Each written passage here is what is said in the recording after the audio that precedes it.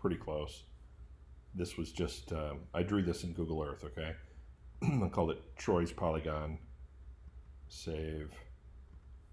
Call it Troy's Polygon. I'm saving it as a KMZ. I'll go ahead and save that. Okay, then I go to QGIS. It's going to make a new file. First thing I'm going to do is I'm going to add a vector layer. I'm going to bring in my parcels. Okay.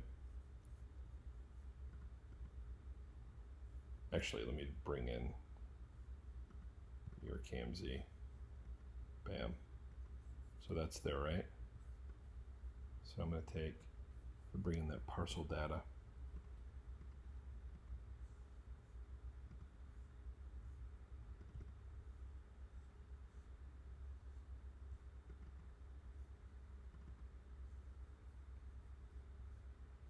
Can't remember which one I used.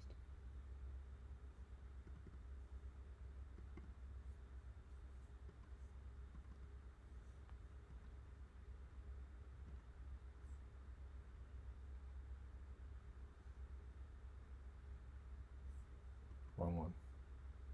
Sorry about that.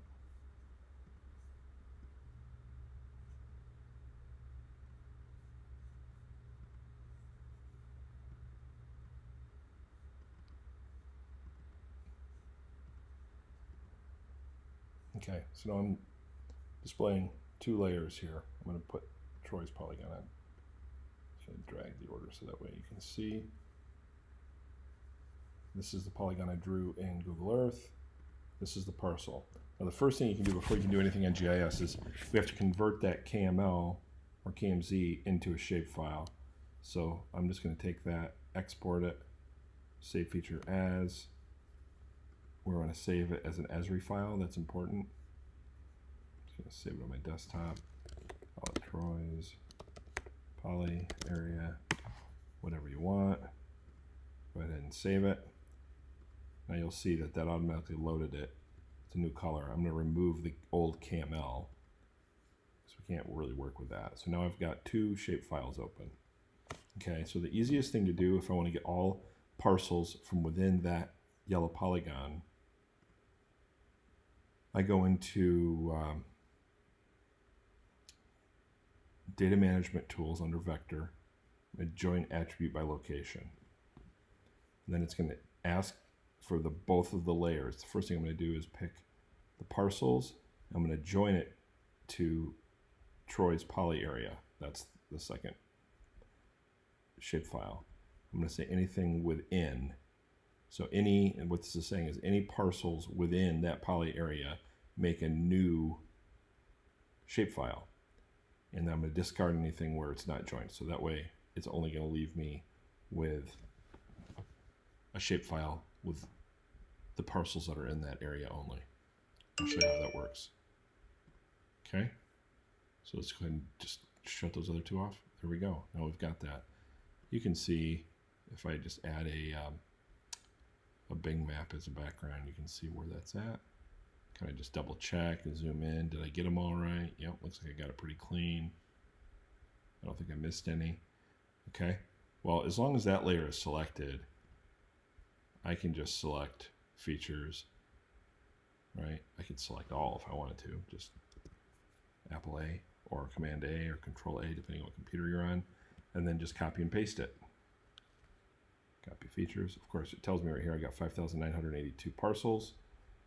I can bring that into Excel. And if I want to filter, I like to do pivot tables. That might be easier for you. And then, you can do all of your data analysis.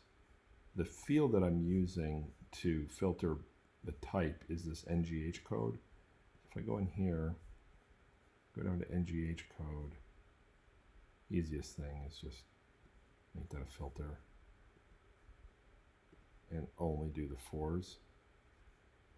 So that's a residential. No blanks. And then just let's do this. Count. 5,759 is what I have there. And if I want to, I can look at the exact parcels. Like this one, you'll see the owner, 4,700. This NGH code 4742. That sold for $149,000 on April 28th. Scott Rainford owns it. If we want to look at an NGH code in the, let's just look for something that's not a 4, just so you can see what I'm talking about with different parcel types. I think there was a 7. Yeah, there's a 7 right there. Circle K stores, so that's clearly a commercial pass or a commercial parcel. There's 7471. It's owned by the city of Edgewater.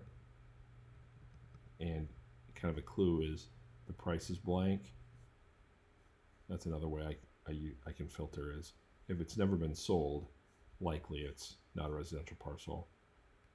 It's up to you how you want to come up with these, but this is straight from, I think this is straight off the New Smyrna or that whatever that county is, that website. Anyway, you get the idea. So I think this is the answer you wanted. Hopefully this also helped you